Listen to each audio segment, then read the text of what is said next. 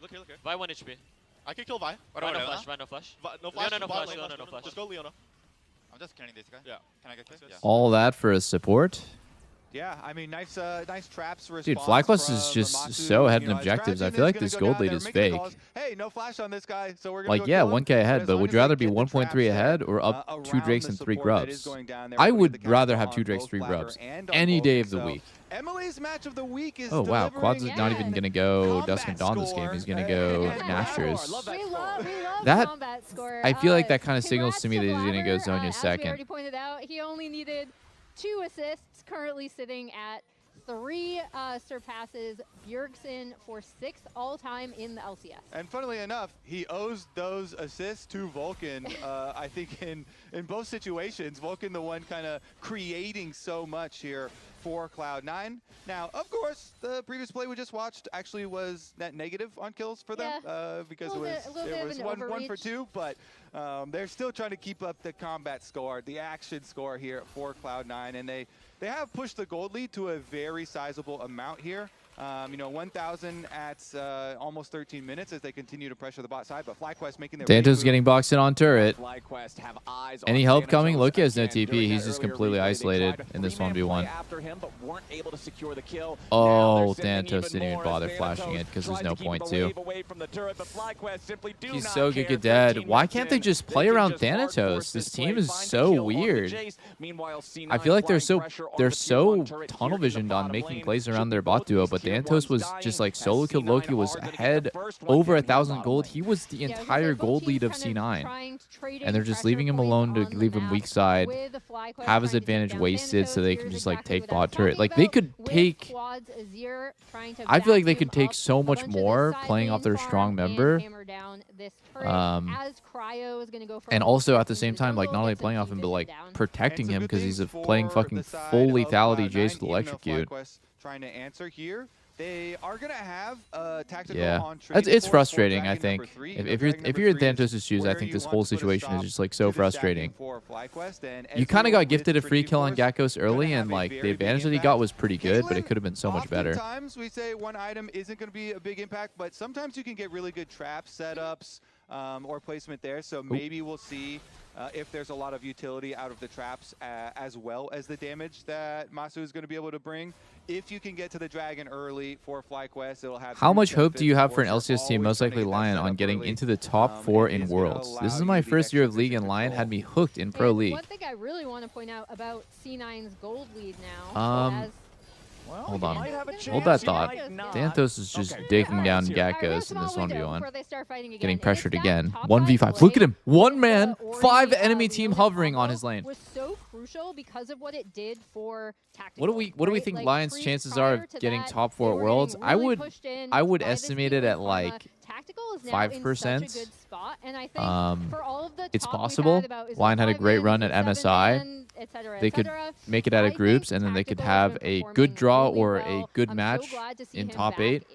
But I think if they played at 20 Worlds, them hitting top 4 is like 1 time, so 5%.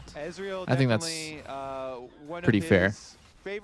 I don't think it's impossible, and people will be like, it's 0, an NA team will never make top 4 at Worlds. And it's like, well, no, that's pretty crazy to say as well, especially after you watch LYON play at MSI. But I think like 5, maybe 10% if you're being optimistic. Just going to make the cross map as the Rift Herald goes over to Cloud9. Try and get more money into quad. Again, putting the Azir in the side I'd say 12%, 1 out of 8. That's even more. Okay, yeah, actually, I can see that too. I think maybe I'm being actually pessimistic on this. I'm going to change my answer. I think 10%. I'm going to change my answer from 5 to 10. I think in 10 Worlds, this current LYON roster makes top 4 1 time for sure. For those mid-game team fights, and you're going to have the ability to make large. Yeah, there's a plays. chance. Dokla. If you don't blow flashes before that's what I'm talking about, baby. Why does it sound like, now that I'm saying it out loud? Why does it sound bad? I think it's because I've been beaten down by Reddit too many times where everyone just says NA sucks. Exactly. Cloud9 with control over and they never have a chance. River. Kobe, you mentioned flashes, and all 10 of them are up across both I believe in you, Dokla. Of the Rift. The also, you give hope to Unks everywhere. I don't know if you intended to give hope to Unks everywhere, but you totally do. To flash back away because he ends up going too far forward with that Leona engage. So now FlyQuest, what want to do because the dragon has already been secured. I'm even C9 fuck with guys. I'm put distraction at there with 20%. Vulcan. 20% Blabber top was 4. just able to take the Drake, no contest. Big as the Dose is in the Herald chat. It's dropped 20%. on the side of mid lane, and that should at least be able to find a charge that gets most of the remaining HP. Wait, that works? It does, right? Oh my god, it works. Yeah. I don't know why I was like surprised for a sec that that was a thing. Dude, I think Azir is just so insane of a champ. You want to do it early so you get the wall. Why does he get to do that? Why does he? Why is he just another champ that just gets to completely make Herald useless?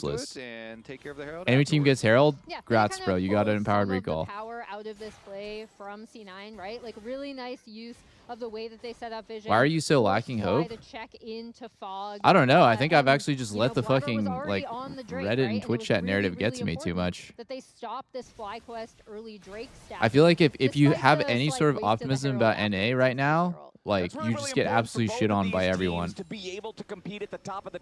Because there's not, to be fair, there's not that many people that watch NA compared to other regions, and so like if you like keeping track of NA, if you have like any sort of positivity about like LYON or TL, then people will be like, "You're stupid, NA's trash." And I actually think like for some reason it somehow managed to change my opinion. I think of LYON and TL right now pretty highly. Someone punching their screen, and as someone who broke They their play hand really well. punching something, do not do that. It is a bad idea. I'm telling our viewers now. I'm up here with Flowers and Emily, the two most violent LCS talent. Yeah, true. Let's go. Boom. LEC fans are now trashing LEC too. Yeah, I mean, I guess they're just flaming every region. True. All right, but Dude, I think that LYON making that run at MSI actually just gave everyone so much hope. 1,000 gold lead for C9, so nothing super huge, but they do have at least small advantages in 4 out of 5 roles as Thanatos continues pushing this side lane, gets that wave shoved up into the tier 2 bottom, but there it is. There's Azir duty once again, like you're talking about, Kobe. If you swap the worst team from LCK, the best team from LCS, how good do you think they do? Best team in LCS is gonna be like top. Yeah, I mean, I think the setup top for 4, top 6. I think LCK. does rely a lot on the power of this Azir, right? And specifically, if he's able to get onto this Ezreal, Ezreal's notoriously a very difficult champion to get on top of and eliminate in the back line of a fight because he has so much mobility and agency. So that is, those are kind of the 2 power points in whatever. Yeah, it would also get better. And I like but that's not, Quad I don't know if is that's a going the question. Traditional Azir build, the DPS focus. I mean, I do like the variations for, you know, having like Dusk and Dawn when you need sustain and when you want some burst damage for a Sheen proc there. But the traditional carry, wait a second. Oh, Griffin just face checked, got 1 taps. That sucks. Jungler, 20 seconds until a little bit lazy right there. Gakkos is top, and then no one's answering him. It's just totally empty. Gakkos is legit just taking Krugs right now. He's doing a Dardoch. Gold advantage, so finding that snappy pick onto him feels good for C9.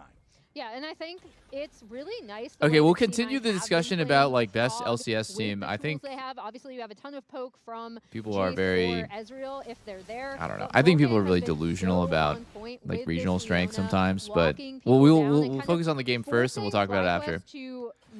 By the way, Masu has such a weird build. He went Stormrazor first. I don't know if it's worth it to delay, because you're like 400 gold more in the hole on your first item. But I think the most OP part about Caitlyn is when you have like Rapid Fire and IE. The blue trinkets, it is kind of dangerous. I think Masu's got a weird build. It's just expensive, right? And expensive a lot of time means you're really slow to hit your spike. Oh my god. Oh my god, he's just getting fucking smoked right now. Oh my god! They had no vision there and they're not playing around it at all. Gakkos is just pushing top into an empty lane and people are dying every single time. I think FlyQuest needs to get more in the habit of like when someone is pushing a lane uncontested. I mean, do I have the pen thing? Regardless, I'm gonna turn on Epic Pen right now. I'll turn on later, but I mean, you guys saw Gakkos is pushing. No one's there. Everyone needs to play extra safe and have good Spidey sense on how they could die Because once Gakkos pushes the wave into tier 2, he has a turn.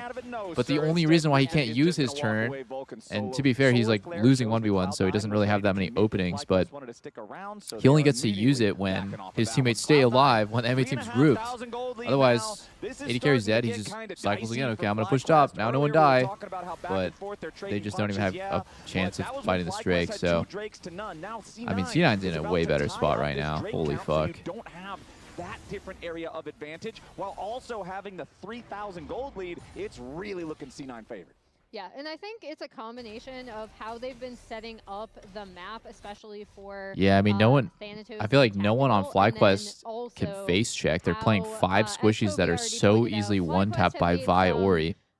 That's the power of picking like super snap engage like this. Just like you have a timing, you're gonna kill someone 100%. They send like 1 fucking centimeter too far forward, they're gonna die. And the same is not true for Fly. Like, Fly doesn't have a comp where it's just like, yo, Ezreal's flexing too hard, let's just kill him. Like, nope, that's not how it works at all. So, people got kind of used to playing more passive kiteback comps like this, but I do think that the meta is becoming more, like, people value more the ability to just, like, make a play when you have numbers. You know, you can, like, start it up and I feel like FlyQuest, if they group up, this shit is not happening where they're just like diving and killing people. They gotta be one of the two, man. Blind and lazy, or we're in trouble. Yeah. No flash on Wukong. This champion, Damn, I know I said earlier that Fly had a better draft, or I like their draft a little bit more. But now that I've seen the game playing out, I think that's just such a big problem for it that I wasn't thinking about. It's just like, damn, FlyQuest doesn't really do anything when they group. All they can do is kite back. So, I mean, they're going for the group up now. Nope, never mind. No, they're not. Holy shit, what a defensive TP by Thanatos. Like, he didn't TP to tier 1. He TP to his own tier 2. Vi, snap engage. On to Griffin. Mikhail's. He's 1 HP. Oh my god, stun hits! Quad fucking... Oh my god, they couldn't finish the kill, though. The shifting sands to also barely escape, so no kills. Dude, every single time Gakkos is in an empty lane pushing, his team is dying. And... Hold up. Hold that thought, though. C9 just started Baron. I don't know if that's Gakkos' fault or if it's the team's fault, but it's definitely a sign of a dysfunctional team. Okay, they're off the Baron. They didn't want to take the risk. I think this is the really OP Baron. It's called Hunter Baron, where the pit looks like the default pit. People are really more aware about, like, if we start Baron on this one, it's kind of fucked up. Bro, like, Korean Jace, so much more impactful than any Jace. Even when they don't kill them, Cloud9, quick punch in the face, and they have to run away, and you get an objective. Oh my god, Thanatos is being so annoying every time he has a window to group. He's just poking, he's getting his team prio, he's canceling recalls, and he's like still ahead in farm. Yeah, they're running away. He's just being like, he's just controlling the whole game. Like, all these like little things do add up. Like the fact that he canceled enemy support and they have no vision here and there's not even a chance for them to fight Crab. Like, I think that Thanatos is making a lot of space for his team. Look, he's grouped again. He just pushed, he one-shot the bot wave and now he's just grouped again. It just feels like FlyQuest can't do anything about this. They're walking towards Baron. I would be really shocked if they started. Okay, now Thanatos, what he did is he just kind of went left side. He's just basing. He's probably going to go back and buy or farm more. Let's see. Oh, he went to buy. Yeah, absolutely. And I mean, I think the biggest concern for Thanatos fucking, he's great individually. I think the biggest problem with like Thanatos' performance is not even like his individual play. It's like the way he plays around his team is, and his team plays around him. Without taking a face full of poke from the Jace, from the Ezreal. I get the feeling that Thanatos is definitely not the guy that's calling the shots, because he just kind of is independently doing his own thing, and he just kind of needs to be more like plug and play. Wukong can be such a crucial engage tool. We haven't talked about Gakkos much. You know, he's like a carry top laner, but he needs to also be like really flexible. But I think if you're going to be a carry top, you kind of need to be more demanding. Really had a lot of you need to be like a little bit more particular about what you need, because your teammates are not going to know exactly like how you want to play. But I mean, they played with them for a while. It's just So we're kind of still waiting. I was worried about it. This game, team he's fight just from, being such a piece of FlyQuest shit. look Oh like, my but god. As we see, Masu just loses about a Like, third what of can the enemy team actually do? This is what happens when you his, draft no from more engage. C9 poke. Fuck, the more I see this, the more I think, like, man, how did I think that FlyQuest had like an even draft? I think it's just because I really valued Azir and Caitlyn, but keep the gold kind of close.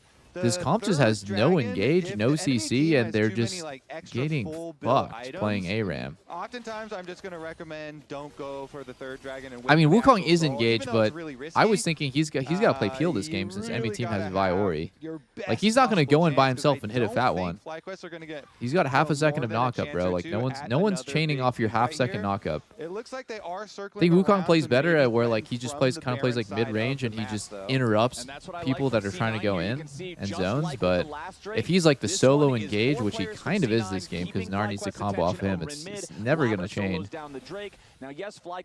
Okay, so C9 just literally going to get 4 Chemtech Drakes in a row. Does it matter? I don't know. Chemtech Soul's not that good, but it's still good enough. Oh my god. Oh my god, Thanatos is such a piece of shit. Did he really just walk the enemy jungler off the crab? Oh, I'm actually sick. Like, his impact on the game is it's actually so much. It's like 10 different instances of him getting mid-prod for his team, canceling recalls, getting crab, like just fucking being there, just being present in the game. Like, he's so good. Cloud9 are just kind of bullying them across the map. They're not allowed to do anything. And Flowers, what is the oldest and truest counter to poke? It is always hard engage. Always has been. You have to use flashes on the Wukong, on the Gnar. Yeah. Maybe the Azir too, hell.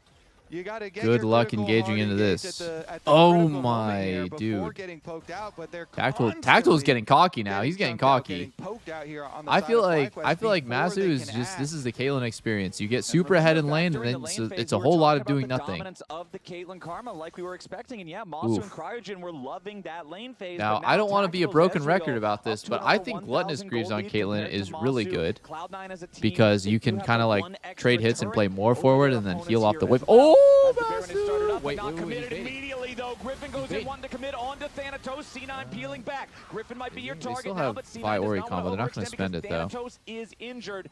Thanatos probably going to need to take a recall here as Loki steps forward trying to clear Q out flash, Viori combo wants to find maybe. the target onto Is it Quality, good? down to half HP, barely staying It alive doesn't right look now, that and Blabber good. loses Guardian Angel. He's going to respawn in Trap a on very bad spot. GA. Loki has to zone. Yes, he has to flash insta. No, he's on a trap again. Beautiful fight from FlyQuest has already found Wow, two. FlyQuest gets 2. This is Can actually they huge get for them. anything more? C9's not going to let him have it, but Fly finally get their moment. Griffin, he gets the flash play. He sees the opening there onto Thanatos. They go in, they get the flash off the Jace, and then they start to siege themselves. And then it comes from Cloud9 stumbling on their own attempt at the engages. Blabber here tries to get all the way to the Azir, just a little short, so then he has Just to look ult at it. my He's chat. all I see alone. Blabber Shuffled is such into a the rest dog. of the team. Blabber is And the real subhuman. star are the traps from Caitlyn. Yeah, I Masu mean he here, did with traps his out of he did GA. with He his also traps Q out of flash. Zonia. He I baits mean in he the didn't play well. Jace I'm not so gonna that say he Griffin played was able well to there, find his but image. And then the knockups, come all on, the guys. knockups. Like there he from is actually Griffin. The playing last one pretty critical well too, this split. Disengaging, then they pull the siege. Here's the Blabber attempt. Like Look at yeah, him go. like He yeah, tries that to was Q and pretty flash. It was ugly. a little short. Then Sure. he goes for the Also, ultimate, but Oriole there's got no spent follow-up already. there. And So I'm Gakos a little is bit able to confused second why trap out of the GA. Boom, they're trying to do get that. Trap out of the Zonias here from Masu. Very nice. Into another shutdown from him. Yeah, and you see, as we see the... Oh, that's... Dom not happy about that one. Yeah. Ooh, and Masu's getting very the big. FlyQuest Baron take, it looks like. But I think the other big thing is that because Griffin landed that engage, we talk about hard engage versus poke. You know who wasn't a huge part of that fight was Thanatos, right? Because he got chunked so quickly, and then Blabber's engage kind of being a little bit ahead of where the rest of the team was at, immediately shuffled out. So now FlyQuest are sieging on this mid tier 1, and this is Gakos kind of stalking along the side. This is what I like about this FlyQuest team is that they will keep Oh my fighting, god, keep that was punching, right? Like they never one rapid fire auto from Caitlyn. particularly out of a game. We might be even feeling if a wee their bit opponents outscaled now, have a boys. map advantage. And I will say, is the story of this game really just going to be that C9 is like running the whole game for 30 minutes and then they get outscaled by Azir Kate? You know, it's the full range. Like even with a combo like no get, engage, you could just like outscale here in and response to it, you know. And FlyQuest still have their critical I flashes mean, here too. So I even don't game. think that Next Drake and Cloud9, 50. are going to be able to defend very much, and yeah, they have to give up another tower here. So a lot of gold, so much payment off of that critical team fight for FlyQuest. I think Kate's an early game and late game champ. She's kind of pretty unique in her power curve. Really good early. Yeah, really bad mid game. Really good again late game. And she's on that spike right now where she's 100 crit with Lord Dump's finish, so she can just kind of walk up and take half of anyone's health with rapid fire. Who have tied the game up in terms of gold. Very, very stark contrast to being down 3,000 just a few minutes ago. C9, however, do have control over the entrance. Oh my God, Tactical is fighting back pretty well here. Okay. Blabber's off on the side. I think the person that they need to kill in this fight is absolutely 100% Tactical no matter what. Oh, look where Blabber is. Are they going to do this? Are they going to do this? Are they going to do this? Oh, go. It's such a good angle. It's such an insane angle. Oh, it's so insane. It's so insane. The shockwave on top of Blabber's trying to follow he's up, but one Monster's HP. finally dies to the last bit of damage from the Tactical's dead. Danto's still alive though. Oh, double stun. No, he barely didn't stun from Gakkos. Loki's alive. Loki's alive. Gakkos, what are you doing? Why did you jump in there, you dummy? Oh my God, that was so crazy by Gakkos. Just kite back and play with your Azir. He still has Flash and Zhonya's. He could have played that out. No, oh my God, Blabber actually played that so good with the super cone. The current game state, it's C9 who win the fight 3 for 2. All right, Blabber makes up for the distance this time because that was the yeah, that was sick. That was actually sick. And I think the other thing that's super cool about it is that Masu's built some, so the next fight's going to be rough. Basically play against the same combo of Iori. Super blast cones onto Masu's face, oh? And then Oh shit, it's a 2v3 contest. I mean, Azir can play this out. Stun? One shot maybe? Oh my God, look at this. Wait, Quad? You didn't flash that? Or Zhonya's the Oriole? That's kind of weird. Woo! Quad actually lost his fingers there. I am surprised. I mean, it's not easy to react to Oriole sometimes, but I'm surprised. Usually Quad is pretty locked in mechanically. He didn't flash or Zhonya's Oriole. I think part of it is he has two options to use, and it's kind of like, oh shit, I don't know which one of these buttons to press. I'm in a weird spot. Using either one of them feels kind of wrong. Ding, ding, ding. Damn. Okay, Dragon now though. I mean, he could have lived, but at the very least, he didn't flash and die. From this extended fighting, it will be a Chemtech Soul claimed 34.5 minutes into the game for C9. Yep, Azir still dead after everything used. Okay, I mean, that's Chemtech Soul, but I don't know how useful it is. I think it's obviously pretty good. Maybe worth like 5K or 10K gold even. Oh, it's so good by Blabber to use the cone there. It's funny how like the map can just change the whole game. I wish that Tactical had stayed alive. I think the fact that Tactical died is quite tough. Made the fight hard. If you saw that moment where Gakkos dashed or like jumped in, I don't know. I think if he just kited back with Azir, they could have played out a 3v3. Oh, just kidding. I missed my He just needs to stay alive. They had already won the fight by that point anyways. Doesn't matter. Yeah, I think Gakkos is playing really bad, and it's making it hard to win. I have to say, man, the circumnavigation of the globe from Blabber here. Yo, actually, think about it. FlyQuest team comp has no CC, so 24% tenacity is useless. And got Cloud9 right wow. back in here. Emily, you predicted this. You can't give them value from tenacity if you have no CC. I mean, it was going to be hard to top ultimate grudge match bowl part 3, right? Yeah, Gakkos has a stun, and there's a cryogen root. So. Right? We've seen really good plays, I think, from both teams. We've seen some pretty big mistakes from both teams, which is kind of what is Randuin's good versus a team with no crit? No, but I don't know what he could buy that would be good. Kind of still trying to feel out that gives armor. At least Randuin's has an AoE slow. That's pretty useful. And then with a pretty difficult. I mean, the only other armor items is like Dead Man's and Thorn. So and kind of trying to avoid stagnation from and to continue to improve instead of It's always been a question. People always talk about, is Rainwind's good when the enemy team has no crit? It's definitely good when they have a bunch of crit. Like, that's not a question. But, like, if they have none, is it ever the right play? I don't know. Also, is Blabber legit soloing Baron? Oh, what the fuck? That was a crazy engage. Master just instant. Oh, Oriole still hits quad. Didn't zone it again. Oh my god. Wow, look at his ear's damage. Look at his ear's damage. Tell me that it's balanced. Oh my god. Azir is fighting back in the 3v5 and it looks crazy. He knows there's so many kills that are so easy 3v5, they're walking the enemy team back. Okay, C9 just needs to base and go for Baron. They're 30-second death timers. It's gonna be good for them. Yeah, but the big thing about that is this is Zir. Oh, TB behind. Look where Dandos is going. They're gonna see it obviously because it's like the animation. But wow, he got brief vision of all three right there. For 1 second, they saw all three. So much damage. Yeah, they have to back off. They have to give it too. The jungler not live. Caitlyn's not going to be there.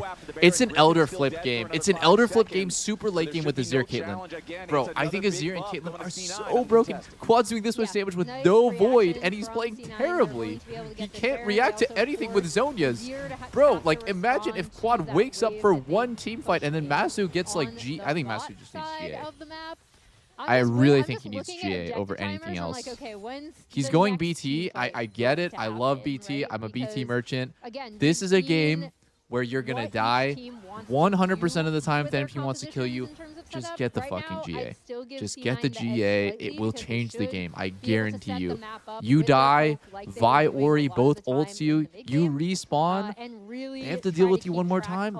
You could hard carry the game if you go GA, but he's not going to do it. I'm not going to talk about it anymore. He's not doing it. I really think this is a huge mistake, though. For these teams that you're kind of looking at such flash hard engage from FlyQuest, even when they got it, you don't have quite enough. Oh my god, dude. If Quad wakes up this next fight on Elder, scenario, you know, with the extra shields coming through, they could still win this. Getting fucking smoked the whole game, they could still win. Here, they can get right back to yeah, C9 does have no flashes for this. Masu has flash. It's actually huge. Oh, they're just split mapping. Interesting.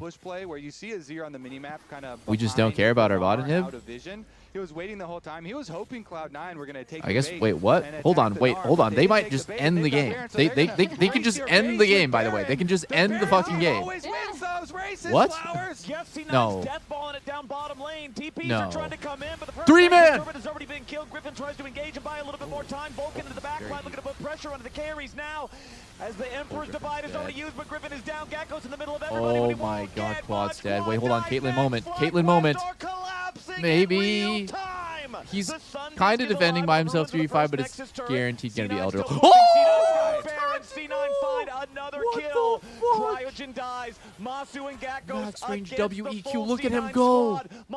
Look at him, bro. Wait, Taxel is actually got. He is definitely allowed to play Ezreal, bro. Taxel's playing out of his fucking mind right now. Wow, Taxel's playing out of his mind at the end right there, bro. He's making Ezreal look good late game. Like, what? Okay. What a game one to start off my match of the week. I'm going to lord over Red. Well, Taxel actually just won the game for his team at the end. I mean, they were in a 5v3, so they were going to look for it anyways, but he closed it out pretty well. Great ending from C9, just being like, look, we have Baron. We can just barrel into your base. Careful gloating over Raz right when we're about to give it to him. Raz, what do you have to say in response? I plead the fifth and I don't have to respond. No, stop flaming Sven, please. Stop it. Humble king over here. I will wait and bide my time. Great game there from C9. In the argument of who's going to be the top 3 teams, C9 strike first early. And okay, guys, let's go back to that convo that we were having earlier about why do I think that LYON would be a top 4, top 6 team in the LCK? Why do I think that? Well, if we look at MSI, LYON beat Geo. Can't talk. LYON beat G2 3-0. They took HLE to Game 5. And I would say that because G2 looks competitive with Korean teams as well, they beat T1 3-1. it puts them in a position where they are comparable to top teams in LCK. The fact that they played a fair and square best of 5 and almost won against HLE, and in their wins they looked really fucking good. Even in their losses outside of Game 5, the games were very close. It puts them in the top tier of LCK. I also think that a team like that is hugely benefited by playing against better teams. Like, yes, you're not going to look objectively as strong when you're just beating up on Dig and DSG because those teams are kind of joke teams, right? The better practice that they get, which if you go back to, you know, international performances, you're going to level up so much better because there's more to learn. You're getting punished more, you're getting pushed more individually and mechanically. You're learning way more from every single game. So I know that, like, you know, there's just going to be people that are like, yeah, NA will never, ever do anything to Eastern teams and blah, blah, blah. Like, you're just not paying attention, in my opinion. I think there's just clear evidence that if you took G2 or if you took LYON and you put them into LCK, they absolutely would be, at the very least, in the mid-tier. But just watching this right here, a thing to note is that the whole game, after the solo kill, Thanatos could get pushed whenever he wanted. So he was always pushing in either the Gnar or the Azir. I would say in the top He tier. would be first on mid and just allow C9 to always take full control of these If they were zones. on So different this is the first levels, example those where results never would have happened. They hold river, Thanatos TP's in, and just no one can stop Blabber from getting the Drake. Pretty easy. We go to the next setup. Pre-Drake, they're already setting up their mid prio. You can see once again, Thanatos got pushed top, runs mid, they chunk Masu. Guess what? Thanatos is here, they get another kill, they get the turret, that gets them another Drake. They go to the third Drake. They're running the same playbook over and over again. The Ezreal is strong on mid. Thanatos is grouped after pushing the side waves in. They can move in, completely take river. And Blabber can just for free take another Drake because of mid-prio. When they finally gave up mid-prio is when the game got really rough. They messed up the engage. They used mid-prio to start Baron. Baron takes longer than Dragon. And then Masu literally walks like a psychopath. But Thanatos misses his EQ, so they can't one-shot him, and they kind of get a miracle, which then made Dom very stressed out. Yeah. And they actually lost mid-prio from that point, so I'd say another play of the game was Blabber sneaking, because they can't get mid-prio, so he's like, I guess I still have to find a way to start a fight. Crazy. Flies all the way around, gets the insane engage onto Masu. Banana combo! Banana combo! I can't believe Loki was in range to get that. And then the game was crazy, but I really just wanted to talk check the end real quick while you're up there. How many assists did he have? How many assists did Vulcan at the end of the game? At the end of the game while you have it in front of you? Yeah, at the end of the game, curious. Vulcan had Dude, how come every single time Gakkos is not grouped, this team is just dead? I'm just gonna go back and like watch these moments where Gakkos is just like. Trying to get more money on this champion. I mean, it's got to be here too. I'm just trying to take a look. Across takes the vision leading up to the dragon. Oh fuck. Exactly. Cloud9 with control. Why is this? I can't fucking make my YouTube video go. Okay, here we go. Cloud9 with control over this bottom side river. It's like right here. Thanatos push to stop. He's moving towards mid. Up across both sides of the river. Props to C9 for making this look so fucking easy, but it's like. It's kind of just like, yo, like, is this really the time for us to be face checking? I mean, we got one of our solo laners pushed to tier 2. We got the other one over here. The enemy team is 5 missing. Is this a good time to be face checking? Like,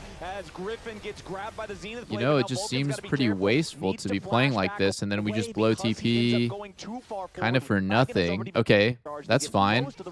Ultimately, you just end up losing Drake and getting top tier 1, so it's not like the worst result ever. I think the same cycle happens again on Griffin's death. Let me just see it. No. I can't really find the time where Griffin just like dies. At any you're talking about, Kobe. It must have already happened, to be honest. Backline of a fight because PowerPoints. Yeah, I think it already happened. Build DPS when you need oh no, it's right here. And when you double solo lanes on top. There, and we're walking in. I don't know. I just feel like it's like very like avoidable mistakes. What Fly's doing. They got 2 people in this lane none of the enemy team is responding. Where do we think they are? Are they AFK in their Nexus? Like, no, they're obviously in this area, controlling this area. They're camping the crab spawn. The enemy team is ready. You have vision on right side. You know they're not there. Like, there's only one place enemy team can be. You shouldn't be surprised. Walk in. Oh, fuck, I'm dead. Ooh, that is disaster there for spawns.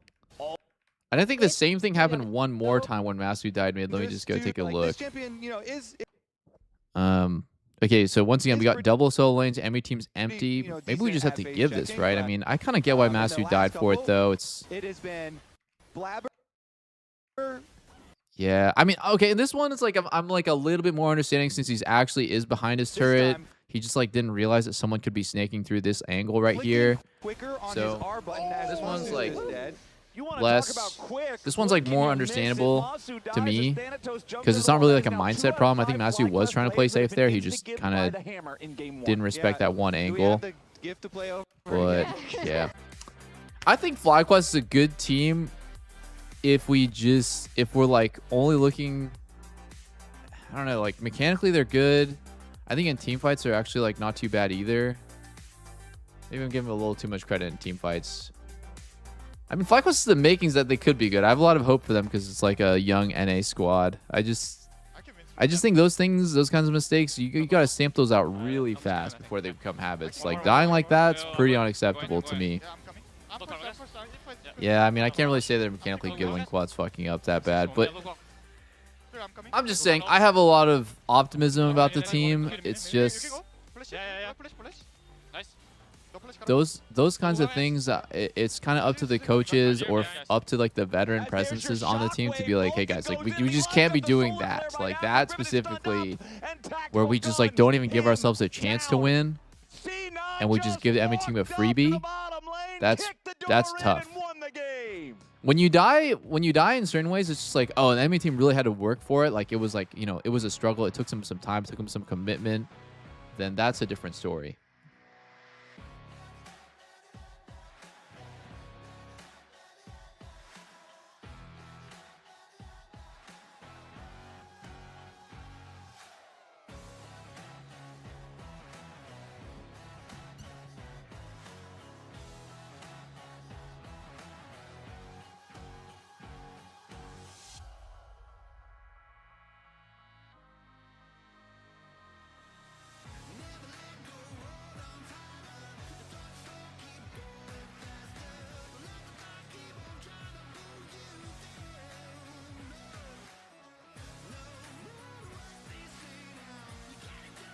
What food are we ordering? Lena's cooking. I'm excited. I'm actually pretty hungry right now.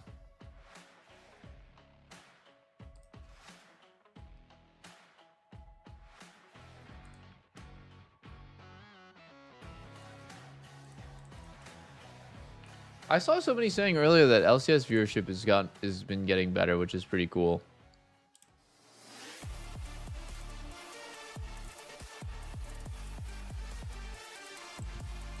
Let me take a look, see. ES charts.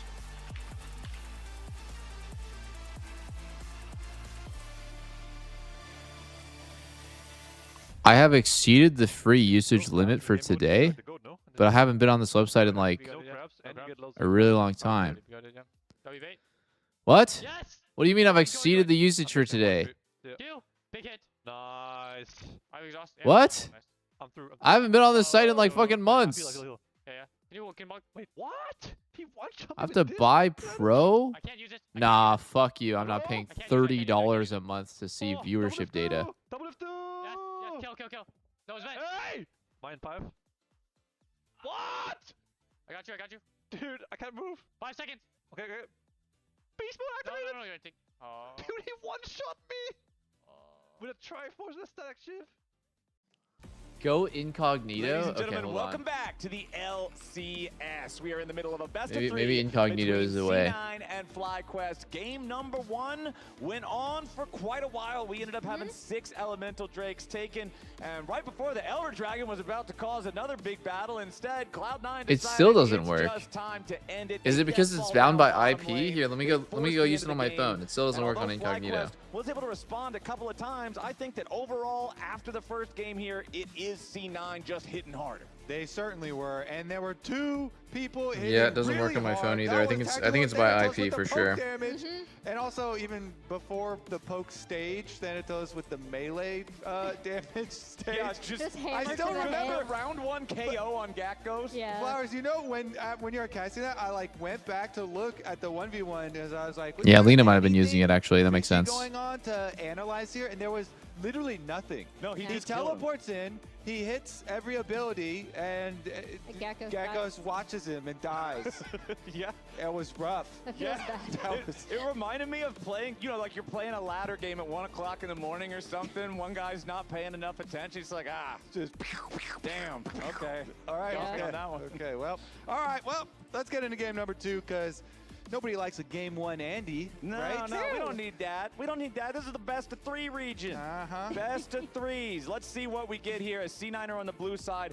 FlyQuest electing to go for first pick. Shout outs, by the way, to producer Emin for adding this blue side first I pick love thing it. here. in Dude, the I'm match. thinking back to my answer about how, Piggy. what are the chances of trying it LYON out. I still like being getting big top Piggy 4 at better, Worlds? you know? Yeah. I think 10% is still low. Shout outs to you, Emmett. Thank you so much, everybody on the production as well. As we do have Lucian, Olaf, Cassiopeia. Whatever, I'm not gonna dwell on it anymore. Getting rid of the Vayne, the Akali. I think and 10% the is low. Nocturne.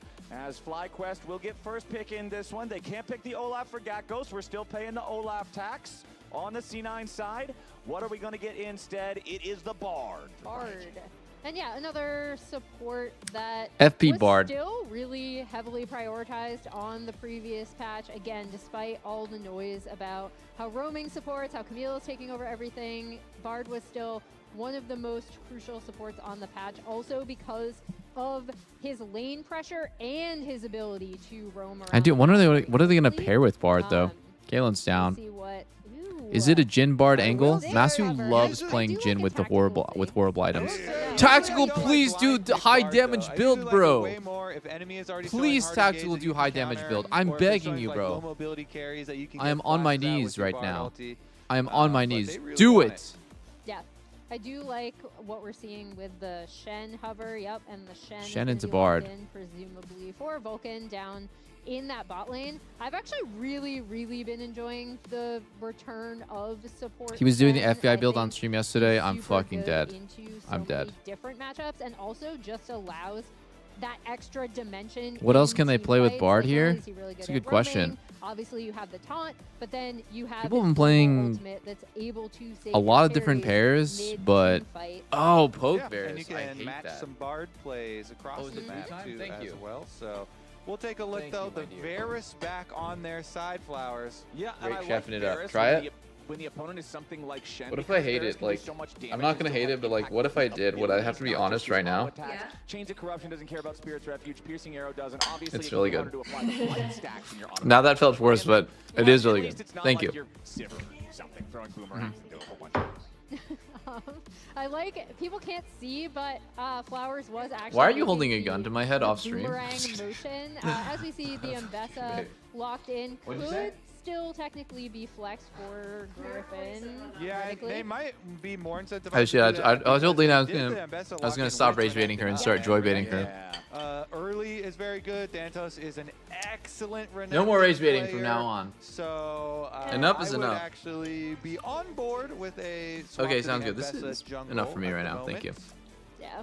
One thing I do like, though, returning a little bit to the Bard Varus, is the fact that I do appreciate that FlyQuest are recognizing how strong they can be in a 2v2 and how well they have the capability to play around that. Again, because You guys never heard of joy baiting? had been a strength of It's just this the opposite of team rage baiting. It's just like telling, instead of just especially with saying how something well to Nokia infuriate someone, you just say like, so "You look really we'll nice see today," how this or game evolves, but I do "Wow, that like play was that at really least in cool." both Just of like their saying drafts thus something far, positive. FlyQuest have It's recognized just so that as a fucking point stupid. of It's called joy power baiting, but on the map, and a very important one given all of the stuff we always talk about with how important Drake stacking is. Instead of purposely being an asshole, it's just purposely being nice. I don't know why they coined it joy baiting, but it's actually it's kind of brain rot. Banned away by the FlyQuest side. Rumble removed by C9, as they will also continue paying respects to Griffin Shyvana with that last Gamers, when they I appreciate the respect paid to Griffin. find I out also about being appreciate positive. The Rumble ban recognizing The concept as of we giving already a pointed out, compliment. that Mbessa can be going in the And jungle I took that personally. for Griffin as well, and that they might want to flex it into a counter pick for Gakkos. And you kind of have to ban the Shyvana ban is a response Man. actually to seeing Silas. I don't really ban, like because that sets I don't really you like up. Varus Silas- right now. Shyvana ult is one of I the think best ults ADC to Varus steal. kind of So if shit. they're banning Silas, you get a little. Actually, you get I a take that back. little, I think that poke let me Varus see is just here. kind of shit. Something's going on. What we definitely don't want to give over a really good Shyvana angle, and so they're going to deny that one as well. And then the Jarvan here kind of giving the opportunity for a lot of those early game plays, especially with a Shen support with you. It's definitely a very strong combo. And I didn't note it until the hover, but Poppy has been pretty much banned in so many matches, right? And that will be going over to Blabber, presumably. I mean, they could technically, I guess, flex the Shen into jungle as well. But I'm assuming it's going to be Jhin, Shen, and then Poppy saving that counter pick for Loki in the mid lane. Yeah, and now Cloud9 are set up with double counters on Mbessa. You've got Renekton for lane counter, and you have Poppy for all game dashes counter later on as well to make it more difficult for the Mbessa to play regardless of what lane she goes to, but especially if you are jungle, then it makes it easy for Blabber to match. So whether the Mbessa goes top or goes jungle, Cloud9 are preparing quite a few answers. Tough game for Noxie and Grandma. We'll see how well she can navigate it, or if she'll need to walk her by the end of this one. FlyQuest gonna go ahead, lock in that Syndra there for the mid lane for quad, and we do get the Zahen. Yeah, here we go. So Griffin takes the Mbessa. Blabber's gonna match Whoa. the Mbessa with the Poppy. Do we believe in Try and jungle keep her Zahen? grounded, and it's a lock angle for No. the dive. I'm an Now, idiot. to It's jungle really Mbessa. help out divers like this, I do like when you have a setup similar Jungle to this, Mbessa's you have still a thing? Shen to go in on the It's lock. still a thing? I You get haven't seen huge this in a value while. out It's, of I guess it's getting a that Griffin extra special, shield though. as well, because you're just trying to get a reset for the lock. And if you have Jhin 4th shot Oh my burst God. damage, you have lots of This is a fucking bruisers banger draft. to go in with Lock, the lock as Zahen well, then, versus honestly, this Renekton is top, one of the Poppy looks I and do Mbessa. like to try and build it up. I will say the stats worldwide for tier 1 play for Lock. I don't care what anyone not says, look Lock is great. broken. Faker had a good one. Run ads, but run ads, overall run the ads. win I'm running rate, ads, I'm running is ads. very low. Good after call. the nerfs to the I'm running champion. I'm But running you it know what? down. I want to see when teams can make it work effectively. I still think the burst damage is insane. The reset power of this champion is crazy. And if you have a lot of dive to go with it, then I'm a believer. Yeah, the most important thing is the comp that C9 have like built around the lock, right? Like Shen, really, really great. Poppy, really, really great. You just have even Renekton stun, right? You have so much setup for the lock to be able to move around freely in these fights, get those resets. So it still will rely on them to be able to set it up. But for right now, there's a lot of CC that can be layered so Loki can kind of just go crazy. And I want to see if they can get active early around Dude, Loki, Locke is because such an remember, overtuned piece of shit, As champ. long as you get the kills using the ultimate, using Purgatory, you get that permanently increased execution threshold. Ranks in the skill take it from 10%, 11%, 12% respectively of target's maximum health, but you get an extra 0.5% for every kill you get. So 2 kills equals an extra ults rank worth of damage. As immediately into the bottom lane, we are getting some action. Masu has lost half his HP here at the very start, as Vulcan and Tactical are ready to play this one aggressively. Yeah, Tactical got to fire off a full round, all 4 bullets here. That is a lot of damage in early trade. Another 4th shot? God damn, Jhin is so good Masu's level 1. health bar is hurting, man. Yeah, and I think it's so important when these last 2 teams met in that game 5 in spring. It was the bot lane that made the huge difference as Vulcan goes in for another taunt. But I want to talk about the Wow, that roster, dodge from right? Tactical was Because so we're down nice, with the and I was just 7-man walking him roster. down. We have not seen 2 of the men. on the Where are the men? on the 7-man roster, and it's at this point, I just think it's Wow, that dodge from Tactical was so nice. It effectively has been a 5-man roster since the changes, but I guess we'll see as it goes on. You know, we'll continue to check in on Cloud9. Looking here with another trade. Lock's Wave Clear also is very, very good and super easy to use. I highly recommend it if you're playing with a friend who's not that great at CSing, because you just I got a lot of those. Yeah, throw all the nails through the wave flowers and go for your E in there, and you're all good.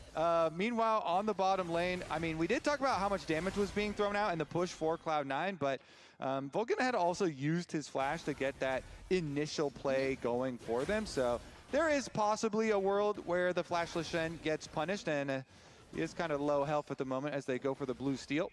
Okay, Loki does get hit with Oh my god. Oh no, it's first Ryze blood just already died over for to fun there. Tactical as C9 No. bring Blabber and both bottom laners for the invade. They get the punish on the enemy support and Cryogen is down. I love when you do stuff like this with the Poppy. Blabber goes for the aggressive invade and doesn't hesitate to flash stun into the wall.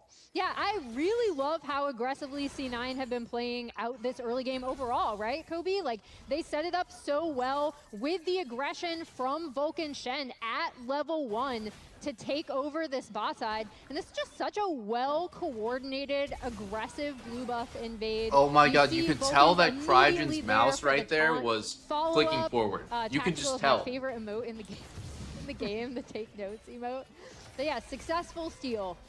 Yeah, I mean, they had so much CC available to them that it doesn't matter that they layer it all at the same time. They don't have to like wait and space out, oh, and Deadly Flourish and Taunt and blah, blah, blah. No, they just throw it. They throw everything, flash stun them into the wall, instant Taunt, instantly into the Deadly Flourish, and instantly dead there with the kill. And exactly, I mean, that's why you set up these plans where you get the aggressive play with your lane on bot side so you can push in, so you can go help and supplement with this, invade for Blabber.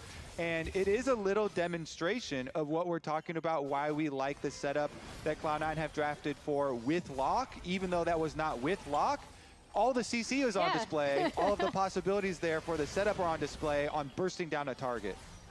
Yeah, and as we see C9 still being very, very aggressive in bot lane trading. But I also like this recognizes something that they're basically like, okay, we know you want to keep picking these pushing bot lanes. We know you want to shove us in, and countering that with the hard CC, with multiple stun abilities into the blue buff invade. I just really like the thoughtfulness from the way that C9 want to play out this composition, at least early on in this game. Loki's kind of getting shit on. He's C9 off to the start. he's already CP'd back. On the Happened to be FlyQuest again, so he has side, to base we again. do not have any solo deaths in the top lane here early on. I feel like in terms of like, Obviously, oh a my very god, that E powerful through the champion, stun was whereas so Renekton, beautiful. We know him for his early dominance, and then late game, Wow. obviously all about finding the angles and the value He targets over there in the those stun. team fights. But although What? Thanatos does have a small lead here in the lane, it's not like what we saw last time. The first teleports have been completed on both sides. Those are pretty much synced up. Nobody's dead yet. It's kind of just locked in this stalemate of farm. I got you. Sorry. I had to move my mic because I was eating. I didn't want to chew into the mic. And he's pushing in the wave. And he's level 6 advantage because of the pushing wave. However, he's a Bard down. So +1 level, -1 support for Thanatos. And he doesn't care, still gets the turret plate money. Well played.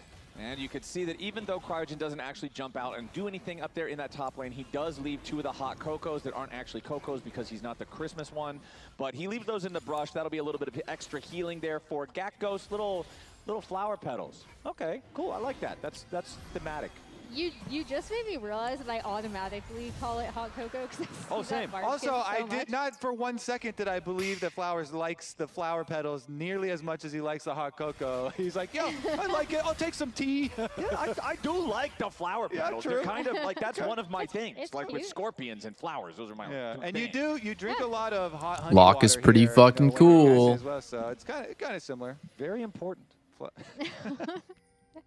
Bard left me these. Exactly. Yeah. Bard dropping off Flowers some honey waters for his throat. Shout out Oh, to Gakkos' wave was not good for his base there. Shout out to all the bars. He didn't get a Yeah. crash hit, so. So possible. Nah, Thanatos is still Honestly, losing yes. some on turret, though.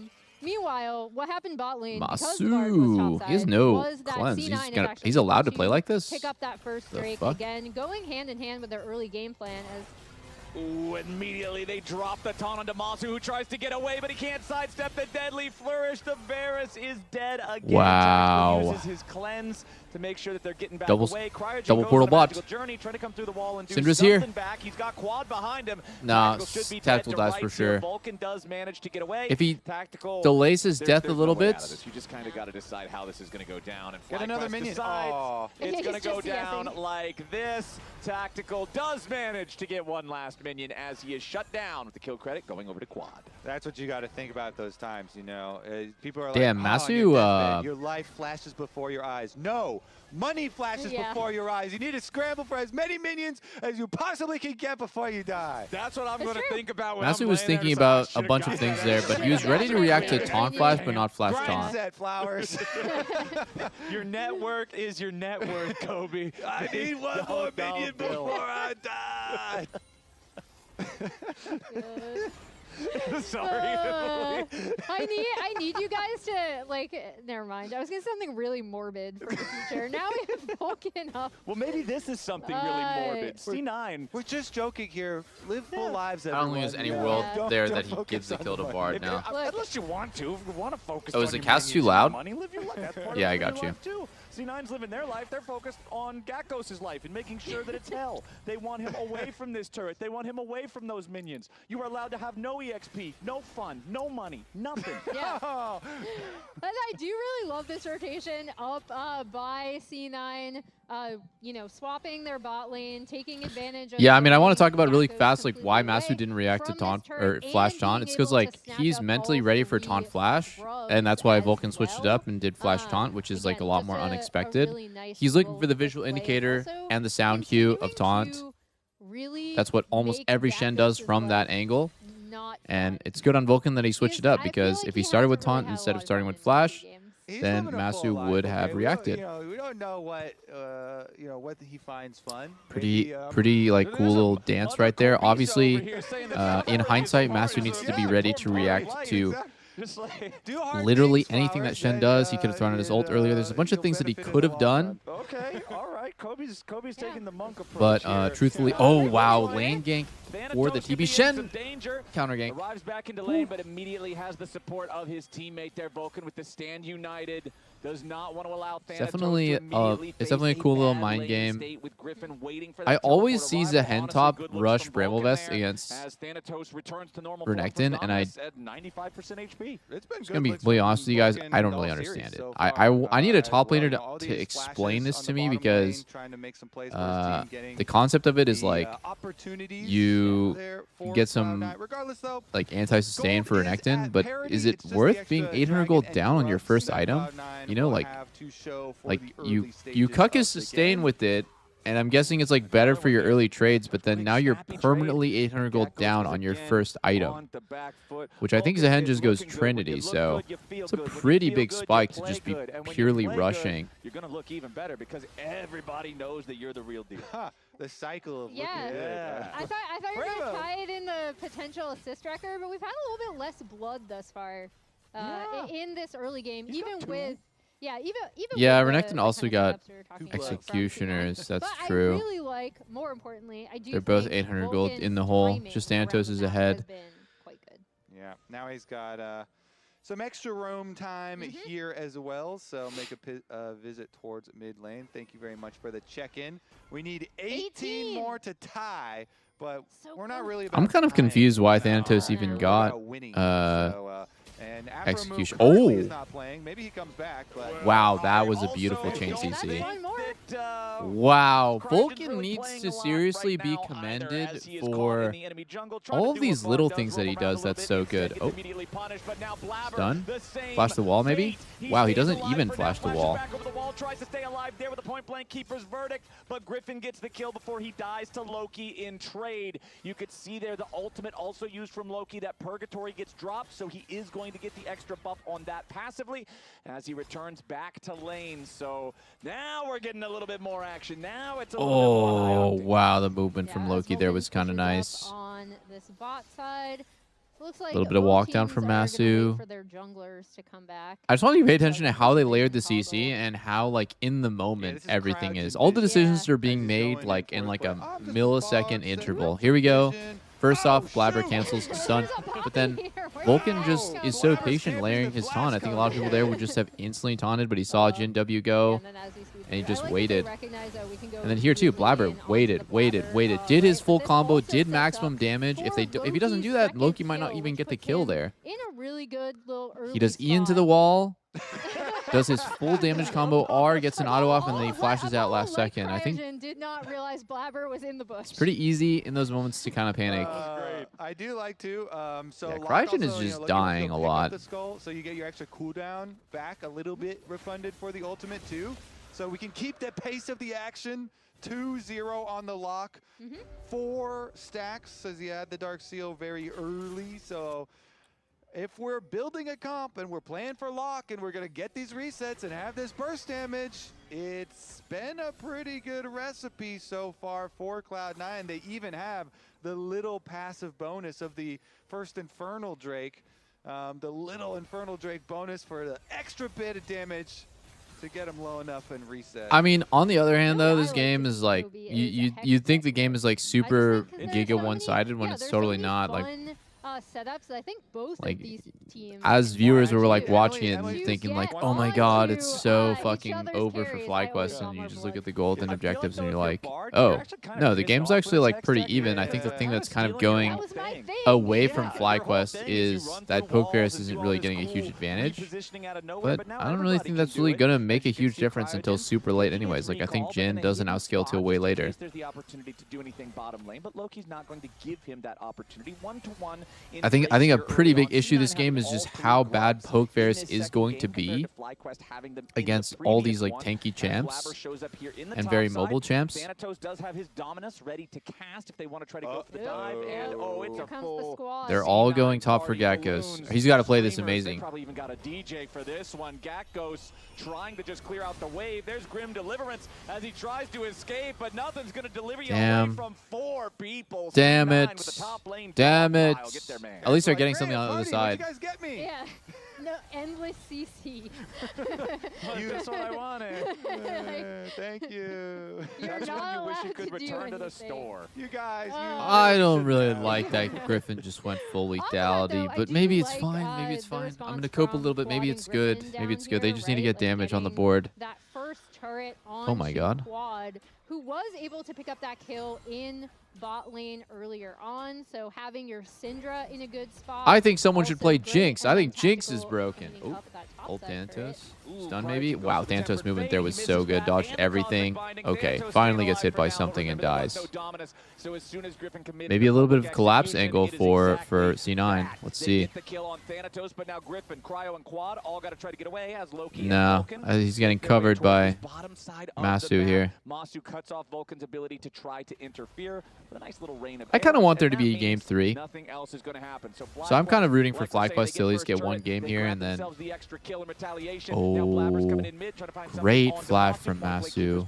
Great flash. Gets hit by Poppy. If he gets hit by melee Poppy R there into Jinroot, he's dead. Enjoying his struggles up in the top lane. Really, FlyQuest playing around Quad and Griffin is their recipe for this game. You know, huge burst damage for both of those. Soul-crushing fly loss. Praying. Result in some success for them. I want FlyQuest to be good. I want our team to have more good teams. On the bottom side of the map. I want our region to just have like as many teams as possible that can take games off each other, because I think that's a good sign that everyone is being challenged and improving. If he can be there and be ready for a Rift Herald play. You know, I think what's a bad look is just like there's one team that is just like super Omega dominant, and then everyone else sucks. And then there's only feels like there's one team worth watching. But man, FlyQuest has really regressed since last split. I feel I have mixed feelings about them because I want them to succeed, but at the same time, some of the mistakes they make are just so disgusting. You know, it's like, damn, how we not stomped this out already? When you use it, you see CRYZE on the bottom side. It's one thing getting outplayed mechanically, but it's another thing of just like, all right, guys, like we really like just need to work on our basics. Dirty. Sorry, CRYZE. Yeah, Rift Herald is telling everybody. You lost your invite in the mail. So we're gonna have a secret party. Oh, we got another party Vulcan. now in the Cloud9 Speaking of basics, Vulcan unfortunately walked in at a bad timing himself. So I think it's good that FlyQuest continues to stay aggressive. They're in a great spot this game. They're in an amazing spot. They look for plays and they die to plays. And I think they're just down with that kind of like messy type of game. No one ever called this team a bunch of pussies. Keep playing off of these two high damage champions there. Good burst damage. Vulcan trying to just face check his own territory, retake your Tactical own looks jungle very here, clean and but comfortable. Walking in, already had very good position for FlyQuest. And Yeah, I think the thing with FlyQuest is they die to every play, but they also look for good plays themselves. Dude, that mini dodge is only possible on 0 ping. I just have to say that.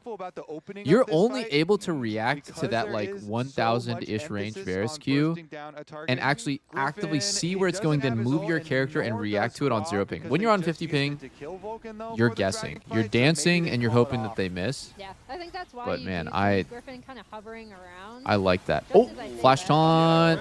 Nice early Bard ult to save Griffin. Good flash too, so he doesn't get stunned on the wall. This fight looks kind of good for Fly, but oh, it's not good for Fly. They're only 1 for 2. Stun misses. It was so important that they hit Blabber with that stun. It's a 2-for-1 so far, favoring Cloud9 as they also claim the Drake. Yeah, really messy there. I was a little concerned. Oh my god, if that stun hit, it was 2 for 2 for sure. I really felt like Blabber should have died there. God damn. But more crucially, they do come away with that third Drake. So despite... Oh. Stun? Oh, it didn't hit. Wait, quad? Blabber tackles away to the red buff to keep himself safe and then Vulcan what? and Tactical show up. Quad gets a little bit too high feet, goes into the enemy jungle solo, tries to get something on the Blabber there. He had unleashed power. Maybe he's Dude, Quad is so weird right now. I am so sorry, guys, but Quad is either being mind controlled by his teammates, maybe right there. An explanation could be Griffin. Hold on, let's just watch this replay really fast. Griffin got good Varus ult as well. I think a lot of things went really well for Fly here. Just not enough fighting power from them. Loki gets that reset, gets 2 mixed stackers. On the back end is huge too. I mean, both of these mid laners are such crucial points for their teams. Oh man, their head is... Apollo's fucking got his face in his hands, bro. During the replay, I want to point out for the picture-in-picture for anybody who wasn't watching, the Herald was summoned up during the replay and it charged into the tier 1 turret without being Bard interrupted. So they did manage to get at least their 2 plates worth of value out of the Rift Herald there on the C9 Quad is side. protesting having poke Varus. Bro, like... What was Quad's KDA looks amazing. And then you look at what he's actually doing in the game and you're just so confused. I think this is a perfect example of like how score just doesn't really mean that much. You can get a good grasp of somebody's play from score. It's not, you know, it's not like nothing, but yeah, that was just crazy. That was actually, I'm stunned. Someone on his team could have said like, hey, he's 1 HP on red, go for it, and then he got mind controlled. It's possible. I've gotten mind control by my teammates before too. They're like, yo, walk up, he's in that bush, just go, go, go, go. And then you're just like, oh, well, okay, I do trust my teammates. Oh, shit, I'm dead. And I myself, I've told Ole to fucking just run it down, and I was like, oh, fuck, I thought it was good. Sorry, and he just dies for my sins. I'm just going to give him a little bit, a little bit of copium that it might have not been fully his fault, but it was a really crazy death. To push in this bot wave with the Renekton, try to reclaim mid control as Masu continues. Yeah, Ole was a victim. With this Varus, Vulcan looks like he might be fishing for something. I feel like this C9 comp is always just really trying to... Guys, I actually have a legitimately honest question. What does poke Varus even do better than a mage? I guess he has CC. No, mages have CC as well. I don't know what I'm saying. Yeah, Yeah, this is a yeah, I think Poke Varus is just fucking horrible. Just play Xerath bot. I'm not even joking. Xerath is Poke Varus that does magic damage and is actually just absolutely insane champion and can just like 100-0 one-shot people and has like a pseudo global ult and has way better everything. Scaling, fighting power, laning phase. You can just leave him alone. He'll 1v2 the lane. Safety in team fights to do damage. He's out. And Thanatos says, all right, teleport for teleport. Like, there's no way that Poke Varus is a stronger pick for poking out the enemy team than fucking Xerath. It's not possible. I can't believe it. They see it in time, and they saw Gakko's channel in If I'm wrong on this, then fucking God can smite me down right now. Top side for Loki, but all right. FlyQuest wrapping around here, wanting to make the play towards Loki, who goes over the wall, gets himself away for he got rid. Oh, that Mikhail's from Crygen was so slick. Wait a minute. Wait a minute. Wait a minute. FlyQuest is kind of fucking popping off here. Oh. Get down, Mr. President. Dude, FlyQuest got a 1-for-0 and a 4v5. Gakkos was just happily pushing bot alone there. What a really nice public execution coming out of Griffin. We talked about Swag got to me, dude. Swag got under my skin. Holy. Wasn't just because of the matchup. No, there's actually a few Xerath bot lanes that just like piss me the fuck off. Hot boy, what is this? Hot. Bard stun coming out just in time. You guys know what I'm talking about? It's like Hot Boy Xerath or like Hot E-Boy Xerath. I'm not coming. Wait, can you help me? I forget his name. It's something like Hot E-Boy Xerath. That guy is fucking insane. There's a bunch of Xerath bots. Swag is one of them. Mr. Wubbs. Bro, Xerath. Sorry, I gotta stop talking about Xerath. FlyQuest is getting their butt pounded on mid. Tactical claims the kill in that one. FlyQuest losing their AD carry out of the replay. I really like this 1-2 punch they have, though, between the Ambessa setup and the Syndra follow-up. Any single target that gets caught. I'm just always thinking about hot guys, exactly. But a replay now as we look back at what happened to Masu over there in the mid lane that led to this Drake take for C9. It's just Blabber. He's got Deadman's. He's got the steadfast presence. He gets Masu's attention, and then it's Vulcan. That's Sir Drake C9. I don't think we're gonna go to a game 4, boys. I think that at this point, Varus is fucking useless, and it's just a 4v5. How do people still play this? I just feel so sick to my stomach watching it. I just keep watching it over and over and over again, and it's like, dude, like, just is it really? And I just ask the question: is it really even better than the top lane build, where you go pretty far up because he experimental hexblade, Dusk and Dawn, Zhonya's? Is it better than that? Right? Like, I don't think so. I think that build would fucking own this game. Just go hexblade, Dusk and Dawn, do percentage damage to quadruple melees, and be fucking an annoying piece of shit with Zhonya's later. Like, I like that build. Poppy and Shen, really great facilitators. And once you get Deadman's... Oh, Bard ulti barely hit. Why did Gakkos give him an E out? Okay, it doesn't matter. They're going to get him anyways. Taunting on a quad. Oh. But there's no follow-up damage. FlyQuest going to walk away with a +1 so far on this one. They have a 5-man group here in the mid lane. The tier 1 turtle died to a single auto attack. Masu grabs that one. That Jin W Baron could have is live rooted. on the map, and FlyQuest pass their way towards it. Just as we're talking about, oh, Blabber, good pickoff on the Varus in mid lane, then he gets picked. Just the edge of Cryogen's Just 1-for-1. Dude, starting Baron here is crazy. Starting Baron here is crazy talk. It's crazy talk, boys.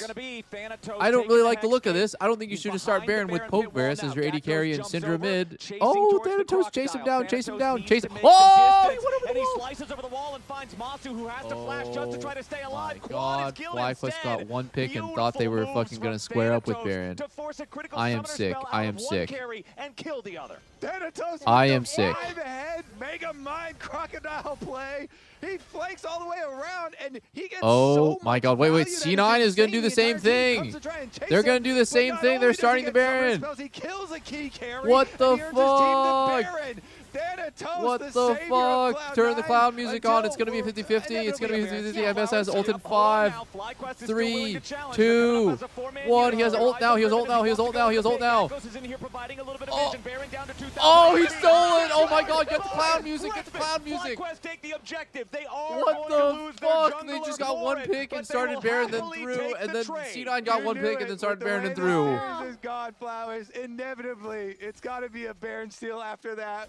It has to be. On one hand we give, in the other hand we take. Griffin missed his ult and then he flashed into the pit. Dude, watch this. As we take a look at this Dude, Thanatos Giga play, play right here. I'm not gonna lie. Everyone just goes Oh my after God, flash Thanatos. stun. He pops Dominus, almost assassinates Masu, and then The Vulcan delivery is of Shen right there was kind of sweet. for the taunt on What happened to the Griffin's ult? Okay, let's see here. take a He look ults. at how Griffin is He able to whips. get in here. He flashes in. He tried He to smites ult those, in baby. first, and then he just flashes in to be Griffin able to gets get those. it afterwards. It's a one-way trip. Steals it away. That was crazy too on the chase. FlyQuest, when they're chasing Thanatos, their 2 low mobility carries separate from everyone else to do the cutoff on the bottom side of the map. And Thanatos is like, great. Cool. Okay. The Syndra and the Varus Deep have breath, isolated boys. themselves on the other side of Deep this red pit. breath. Perfect. But then it turns around. They steal it on the side of FlyQuest. And we're right back into the action, Flowers. So I say that C9 just plays nice and slow for this next the Hex Soul will Hex spawn tech. for C9. The gold You is pretty don't much dead need even. FlyQuest do to command overthink Baron the game too for much. 20 seconds If beyond a when that free dragon kill spawns, opens up, which should help them a lot I'd in say they being should able go to for set it. up first But around the otherwise, Yeah, and you already I would see be them happy to doing get into it, right? Like, they 20 pushed in 50-50s that bot wave, with Cryogen fucking is moving Poppy. in Poppy's an to get amazing some vision 50-50 down. champ Look because, at you know, all she of has that ults, vision she can control. ult somebody out, and they can just secure the objective. It's kind of up to FlyQuest to force a fight or like a, you know, a but they're just gonna end up non-standard clearing out the ward. But 50-50 this should, as because Cryogen Blabber is resetting, give has a them crazy tool to really zone nice enemy team away setup from objective. So for this, I think C9 just potential so simple right here. Hex Just Soul for set up They're on the gonna make a play Drake. on top side here. Look at the, Your the- one the Drake Jhin off of positioning. Soul. It was pinging to try Blabber and pick hits an off ult. the Zehen. Now They get it. pull If he right misses, back no off. They worries. have We'll the go next defensive Drake. vision, We so can go the Jhin is Drake after rotating that. back Fuck, we can towards- even go the Drake after that. Well, they're actually deciding They have at the plenty of moment. He chances rotates to make now this back one play towards the work. mid lane. They're looking at Masu. Oh, Masu's really far forward right here. Wrapping around here, Masu immediately pops the ghost blade to create a little bit of Oh extra my distance. goodness. He's got Griffin and Cryogen Masu's beside position is teleport surviving freaking now me for out. Thanatos, and Gak goes both. I mean, Everybody's surely C9 ready wins for this. Look at the. Hex Oh, Blabber what jumps the in. fuck? He immediately Blabber just charges went towards in. Masu, but he has no backup here just yet. Loki's right on top of him. They've already Is it working? assassinated the Varus. Oh, Loki's trying to get away for now. Griffin on the chase, but he Oh can't God, find the Griffin kill. Gak goes to the just middle of whipped everyone. everything Grim right there. deliverance. He's trying to charge determination, but he is not determined enough. 3 dead on the Wow. FlyQuest side. Wow, C9 stun don't here. Are you lose serious? anybody. Blabber with a tackle forward into the wall. Griffin trying to fight his Are way you out of this serious? one, Yo, but yo, yo, yo. Thanatos has arrived. Suck him off. Loki's still here for the follow-up Do damage. it. Griffin's just trying to get away, Oh. but no. Loki Oh, jumps no. in, Oh, nice stays try. alive Nice just try. barely, but barely's gonna do it. C9 absolutely slammed the fight 4 for nothing. They're gonna take the Dragon Soul right after.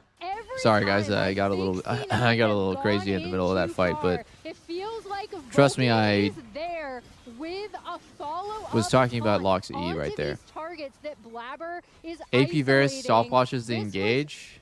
Really, I just think Masu, he got instant Michaels on it too. Cryogen, Shadow Cryogen. What's this Michaels from Cryogen? How fast was that Michaels? What a fucking beast. In terms of awareness, that was beautiful. It's just, Loki manages to damn. survive. Griffin is not able to get onto him. Really, really snappy engage from Blabber, bro. He's in his comfort zone right now. Yeah, Masu positioned himself right against the wall. And you got to know, since you burned your flash over the red buff last time, they're talking about it. Oh, man. That's it. Oh, that's a good When reaction. the dive combo works, man, when the dive combo hits, I mean, all they have to do, you saw it, it's a flashless Varus, okay, against the wall. Blabber's eyes get huge. He's like, oh my God, the Varus is against the wall. Guys, Goes I'm not in, alone dead in man those play, sound goes for the effects. flash I was stun. They get the lock on the ultimate same to tag neural him link as for the Loki there. execute, and look We were at that sharing a mountain brain of cell. gold for Cloud9.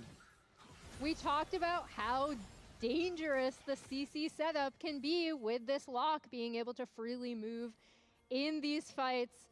I have loved this series thus far. Like, it feels like whenever I think someone is going to win, the other team responds. Well, C9 is now going to continue pushing their lead forward. FlyQuest grouped up defensively. I don't know if FlyQuest can possibly win this game, boys. I don't think it's even possible. Wow, Mazo did fully charge Q into Blabber there and did 2 damage. Flash stun. Oh. Oh my goodness. Only 1 kill after all that? C9 gets 1. They get themselves right back out. FlyQuest still scrambling. Oh, Tactical. Tactical puts a bullet in the back of Cryogen's head. That's a 2-0 play for C9. You can see how much damage this Hextech Soul is doing in that fight too. Tactical now is going to be able to clean up this topside turret, and things are looking really good for C9, Kobe. They certainly are. The snowball is in full effect. With the Hextech Soul, I mean, it is really difficult to stop this because there's such long-range setup from the Jhin, and everybody has dive here for Cloud9 with the setup. With yeah, it's been a great series from Tactical. He's played really well both games. FlyQuest, they don't have a lot of safety on the I map. think And C9 just looks out as far as Baron is pretty solid right now. They look solid. I think everyone, Thanatos laning has been great. Loki's team fighting has been great. Blabber's engages. Vulcan is just literally so pristine. Like I feel like he's. Oh, well, I said that and then I said that and then that happened. Oh my god. Why do I even open my stupid mouth?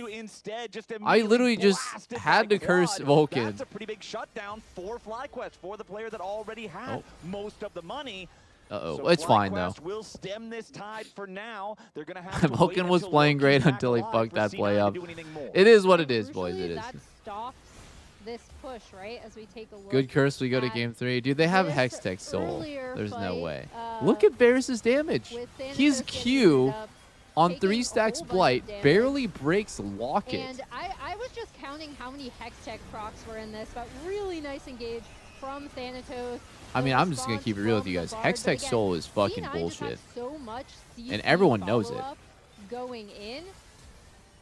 Every single person knows how that is completely bullshit. Yeah, it's really hard to protect carries like Syndra and Varus. Even if you have Bard Ultimate, you saw there. Syndra is already chunked within the duration of the stun. The flash from Thanatos. I actually think that Hextech is better than Cloud. I know the Cloud Soul is very high up there, but I rate Hextech higher than Cloud. Cloud's a number 2. And then I think it's like a tie between Infernal and Ocean. And I think Mountain and Chemtech are kind of the worst.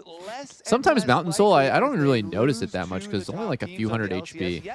Their schedule has been very difficult. You know, Team Liquid and LYON Can definitely tell how OP the other ones are, though. Is really rough, but now here against Cloud9, they're on the precipice of losing here as well. Yeah, I mean, TV behind. Where's the hen? Oh, he's in bot try. Whoa! What the fuck is going on? Stun? Try to move challenge. Not really working out too much. Oh, he got ulted out. Shoot him in the face. Fuck's dead. Reset time for Loki. Reset time. Oh, it's over. He's just montaging on him. A triple kill for the lock. Loki is popping off, but Thanatos denies the penta as he cuts Griffin down himself. Damn, Poppy looks so OP. The fact that she can just turn any fight into a numbers advantage fight if she can get her ult off, I just think that's so broken. She's really high skill ceiling, but man, when you're good at Poppy, the game feels so unfair. She like breaks the game.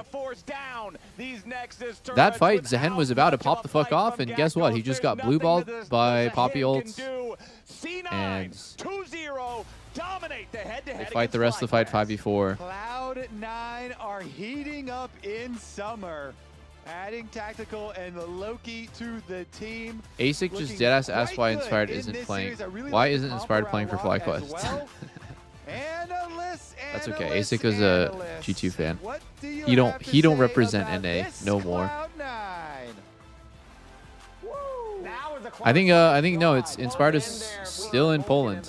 Excuse me, he's still in my basement. Oh, we were counting for it. So Vulcan is now tied with Aftermove for most assists in LCS history, but player of the game. Lion's still going with Armeo today. Because the end of this game was so crazy. It's all over the place. I thought Thanatos. I'm not letting him out. Again, Yeah. But I will not. I kind of have to give it to Loki. I know it was a lot of setup. I just didn't think this was a good Not until he gives me what I want. Yeah. But they made it work, so I'm giving it to Loki. Oh, Inspired is back in the States, but he's not playing today? Okay, you're Thanatos. I don't know. Your guess is as good as mine. I just know that today, apparently, it's still Armeo. Always looks real frustrated. Yeah, you have to. Like, there was one moment where FlyQuest had the wrap on Thanatos in the red side jungle around Baron. Gakkos has been having a disaster class last couple weeks. Like, Gakkos was playing pretty well last split, and this split, holy moly, C9 now he's getting showing sunned if you want to every be a game. top 3, they're still firmly in that conversation here. So we're going to have some of the players come and hang with us here. They're going to have an off week before going to Mexico City. Yeah. Playing against the other 3-1 and 4-0 teams. Exactly, tied with Inspired is... What's Lion's top 4 percentage with Armeo? You have to put this right next to Afro because you tied with him. I tied with him. Croissant, what do you think that Lion's top 4 percentage is, honestly? But yeah, put it right next to Afro. After rethinking about it, I kind of blurted out an answer, 5%, then I was like, oh wait, no, 10. I actually think that their top 4 percentage is like somewhere around like 15. You get over there, I'm sitting in the middle. You know, I'm gonna like split it down the middle. I think it's like for me, it's somewhere around 15. Another, so that could be the last assist. Yeah, hey, there we go. What do you think it is? Croissant, professional coach. We need the number crunch from a Riot employee. What's that feel like, just seeing your face up with one of the GOATs? It's pretty crazy that I've been in the league for so long, I guess. Yeah. And I've not tied with him. Yeah, because it's like the thing old people say when they're like, only yesterday, you know, I entered the league and I was a rookie. And now I'm like the oldest player of my team and stuff like that. So yeah, but it's crazy. It feels good. There's this whole concept in my head of like second generation players coming in and like taking over the records at these. I got Dono Welbeck. In my head, Afro was the first gen. I know like technically you can make arguments. I think it's hard to know because Inspired's been missing. The start, you know, pre-LCS era, but He can come back refreshed or rusty and team needs to gel again. Yeah, I know. He's chasing. I think Inspired being gone for 4 weeks really sucks. How is it being the oldest player on the team? Because you got Thanatos. It didn't just hurt Lion in isolation, like it hurt the entire region. Like I do think that Inspired pushes and demands every single player in the region to play better just to keep up with him. If you juggle against him, you need to like have a bulletproof strat, because if it's not, he'll completely take advantage of it, abuse you, and show you why your strat doesn't work. So Really? it hurts the region pretty massively. He's not here. Was it accidental or did No, you? it was not accident. Okay. I still won't let him out though. I thought about it and I chose electrocute and I checked damage. After game, it was only 1,000. So Yeah, regret. Yeah. Well, hey, you got a solo kill, probably because the electrocute. It was, yeah. Yeah, that was pretty close. But also, Jet, you noticed that the build on the Renekton in Game 2, the Zeke's Convergence, that's something that I haven't seen before. So what was the reason for the build in Game 2? Because like big fight was coming and then I had only like 2.4k gold. So that was my just a full item that I could buy only. That's why I buy. That's great. Vulcan, that last game seemed stressful. At least it was going a little bit back and forth. What was your thoughts on the last one? To be honest, I felt like the first one was more stressful if we're going to be comparing stress levels. Okay, fair enough. This one, Yeah. I felt like we had in the bag. Because they were getting for outscaled most in the of first time. one. I think I played a very solid game up until that one very bad point top where I'm too old to flash a very sold properly. And then I inted Loki. I ended up making it out, so that was all good, but Loki died for it. But no, I thought this game, we were making good plays. It's kind of hard for them, like whenever they have no flashes and stuff, we were playing well around like getting their summoners and then making it hard for them. I thought it was going to be really hard to make fights happen and get the resets for Loki. He won player of the game. Part of it is just I felt you guys played so well around the lock. Like, just do you want to talk about like what you needed to have happen to make those engages work? Up until I cursed him. Up until I cursed him. That's what Vulcan doesn't know. It's like I have a fucking voodoo doll. Didn't feel like you had great heart engage, but every single time I'm needling him with the pin cushion. He just doesn't know. But the thing is that when you're He thinks it's because he's too old to flash the Verisol. If however we have Channeled and stuff like that, you're able to like have He doesn't know. or like have someone loop around, and it's more of like we're waiting for them to overextend rather than like we're just gonna brute force. Saint is underrated. No, I think Saint is really well rated now. I mean, because everyone thinks Saint is insane. I haven't seen anyone say anything otherwise. I think he had a slow start to this year, but he he's gotten to the point where Saints is just like undisputed best mid in the league. Yeah. And then there's walls everywhere. I even think what we just saw right here from Loki. Loki played great. I think Saint is Also, you were much the better than people's Loki. champion right there. There are So levels to the it. Twitch chat voted player of the game, and Vulcan got that one. And I gotta just say, I don't know what the fuck has happened to Quad. I genuinely don't know what happened. Maybe it's the mental burden of needing to shot call on the young, on like a young squad, and it's pack sync is like individual play, but there's just so many instances where he lets free kills go. Like, he lets kills go because he misses skill shots, or he's just dying when he totally shouldn't be.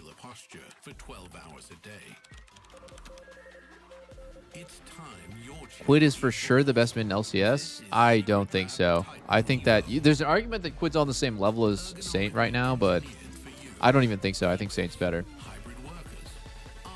I think that Quid is following the plays of... A lot of times I think Quid follows the plays of Jose and Core, who like create the opening and make the space for him, and Quid is an elite level laner, but there are things that Saint does that like he just creates the space himself for his teammates to breathe and like play it out and follow him, and I think that's like very different. Like, Quid makes amazing plays, but I think the game is usually dictated by Core and Jose. On the other hand, LYON is, everyone just follows Saint and then previously Inspired too into a play. So I put a lot more stock into someone who's willing to take the initial risk. I think that's way harder to do.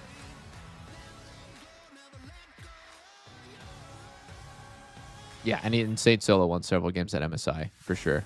Those are some ridiculous... Those are some ridiculous, like, lifetime legendary games where you're just, like, he will be thinking about those games for fucking years. They were so good. Watch him ult here. There's no ult. Count 2 seconds. One's in the way. Varus the door. Look giant. I knock him out, It's good. I'm cutting out one time, guys. I'm chunked. Play slowly. Yeah, play slow. I'm going left side. Look at this side. Varus no flash. Yeah, I'm looking. Can you hold me, Phil? Yeah, I hold now.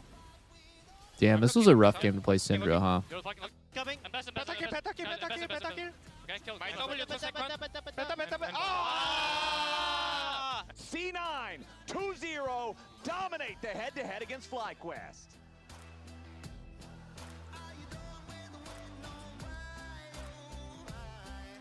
Honestly, I think Blabber gets a ton of hate, but he also carried the series. He was gapping Griffin pretty hard.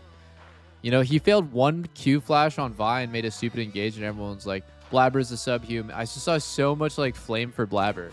And then it's like, but he makes like so many good plays too. Like his blast cone play that killed Caitlyn and blew her flash, like actually swung the game. If he didn't find that angle, it was going to be hard for them to play that out.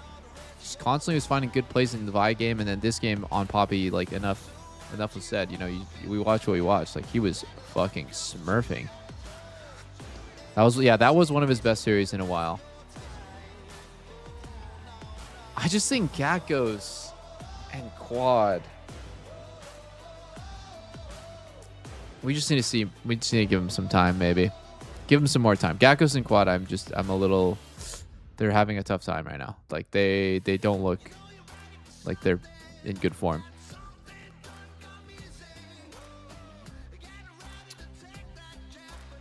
LYON versus SEN. What do we think about SEN? Impact looks old. Hambach looks good. Call Me looks AFK every game. Rahel and Huhi, I think Rahel is AFK but good, and Huhi's really active and flippy, which I like. So I think the strong point of SEN is it's like Hambach and Huhi are like Jose and Core light. Like, they're just like a worse version of like a team that's dictated by jungle support. But at the same time, it's like they have moments where they could be good. It's just, I think Impact, Rahel, and Call Me are just like very kind of like low tier solo lanes mid, and it's like a low tier top mid ADC combo. That was awesome. It was a fun time. All the randoms are thriving right now. I was kind of hoping it would go to... Or wait, it's Darkwings. I know. Why do I keep saying Call Me? So that he could have gotten that. Anyway. It's DSG Call Me, and it's fucking Sentinels Darkwings. Darkwings is good. It's time to revisit. Yeah. Darklings is good. Emily, you made some claims at the start of this, but we all did. Mine's not looking good. So basically, I said that by the end of the split, Huhi and Hambach would be. I mean, maybe Sentinels is actually a good team. I don't know. And thus far, unfortunately, the only ammo I have for I actually think Sentinels might be a good team. Darklings is good. Ping episode they did. the blind clear of the jungle. Raz is handing me a thing that says Dunk Emily. Dunk Emily. Reminder that whoever does have the least correct take gets a dunk. Look, it was, I'm going to say, it was so bad that I did say Armeo carries I'll these. just throw in the towel and like do the ice We bucket can at only the beginning of hope. the week. But Raz said no. He's like, you need to ride it out until the end of the split. Who knows? Something miraculous could happen. Yes. Yeah, I think Sentinels is just very. They're kind of mediocre. It's true. I'm trying to think what they're good at, but realistically, it's like. So things can change, Emily. They could change. Something beautiful. Yeah, they're just kind of all right. True. So this was one of the hot takes. We all made hot takes. I think it's a good time to remind everybody. Raz, what was your hot take? Let's take Raz's next. I want to see Raz's take. Unfortunately for me, Raz's take is looking really good. Best support I am eating good, guys. Core JJ will be the best support in summer. I feel like that's already the case, and he just needs to keep. It's like it's the whole tortoise and the hare. Wait, but in this case, the hare is keeping up pace the entire race. You just had Vulcan on here. Yeah. You gotta say that to his Wait, how face. close is Core? How close is Core right now to the assist mountain? So we got Tortoise and the hare. Dude, have you guys ever heard the fable of the scorpion and the frog? I only heard about it from this anime called Megalobox. No one I've ever talked to has ever watched this anime, by the way. Megalobox, it was not good. But I remember the ending, which was super cool, and there was this time where like one of the characters, who's like the coach, is telling the main character about the scorpion and the frog, and it was like so cool. I was like, whoa, I never heard this story before. It was sick. Behind the scenes in the pros episode. Yeah. Griffin, don't listen. And I tried to look it up on YouTube, and nowhere on YouTube is this like fucking scene clipped. So, but anyways, it's just the story is just about. He would pay for it. I don't even want to explain it honestly.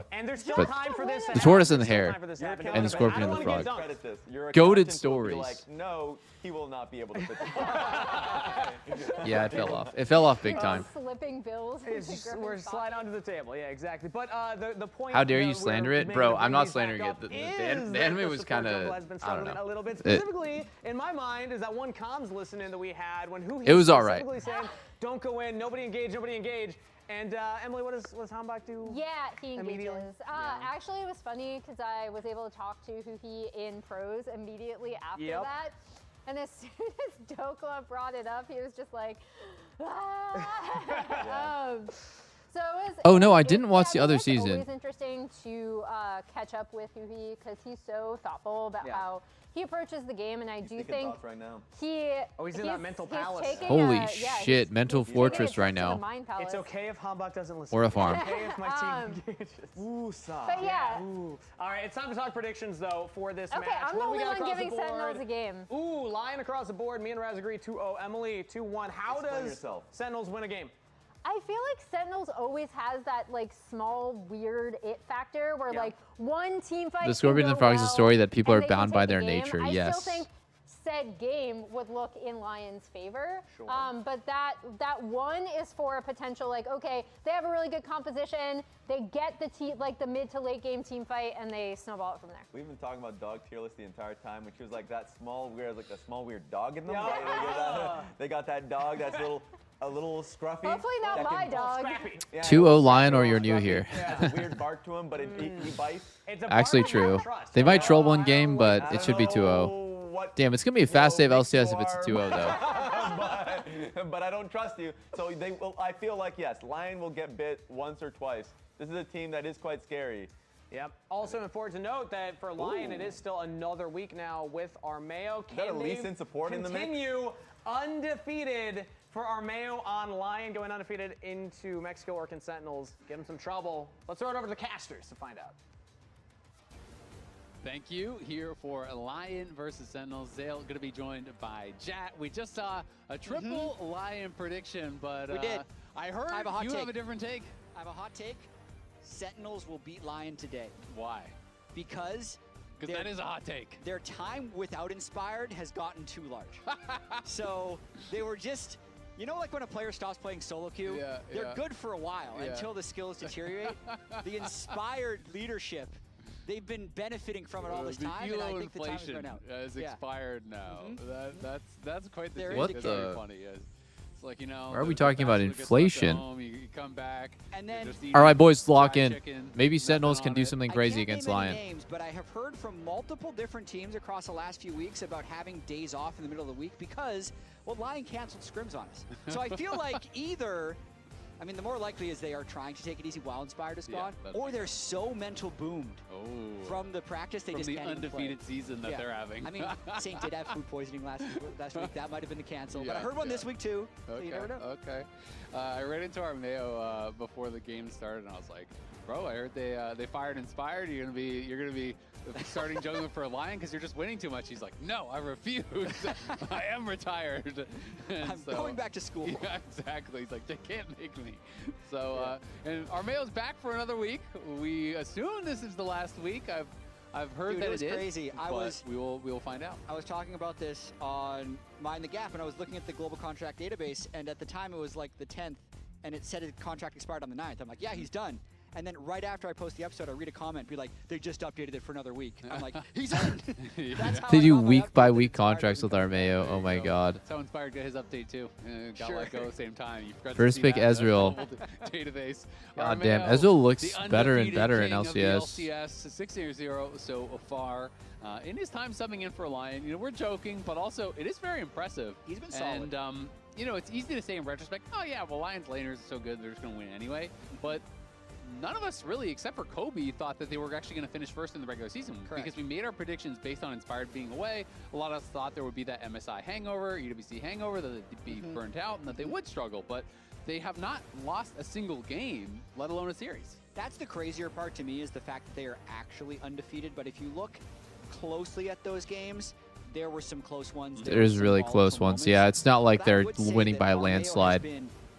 An LCS level jungler. It's not like they took a high diamond player, threw him into Lion, and it was totally fine. He has a lot of LCS experience.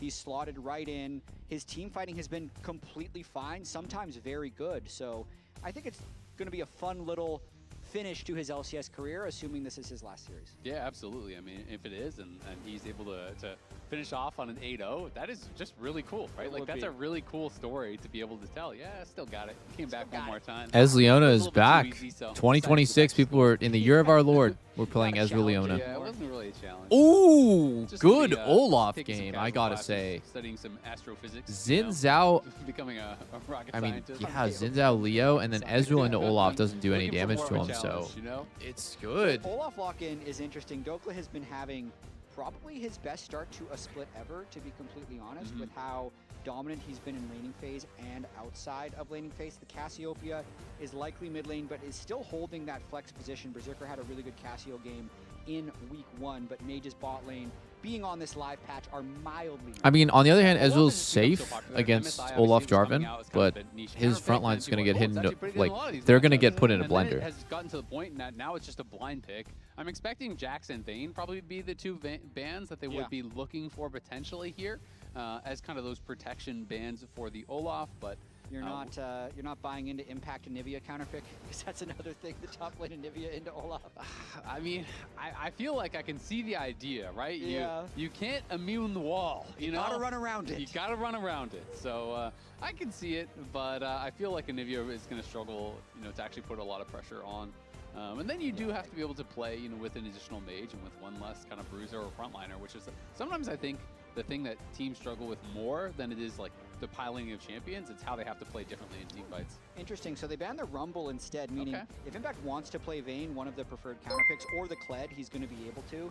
And I guess Where is Inspired? In my basement. Well, How is Inspired doing? He's a little thirsty. Slightly better it becomes for Why did Olaf, Lion assuming fire that's one Inspired? Impact's not a I don't know. player, so it could be pretty difficult. I would love to update on why he had to go back, but he said it was for personal reasons, so I get why he's not really like super gung-ho, just sharing his fucking personal life. I don't believe you're going to play Vayne, so we'll just leave those open. He did play Varus top, which was a disaster game that ended in a win. Isles wants to play Do you Rakan. remember where he just Yeah, I Shane think died on repeat 100 this is a times and then pretty won good the game, Rakan so, game. Oh, he's going there Shen. is always Giga a tanky front possibility line that he here. could go towards a ranged top laner, but when you think of Impact, you definitely do not expect him to be playing something like that into the Olaf. Lion also Would you takes crash the out if Shen we were if for Hui was my Isles support? I most think Hui's likely.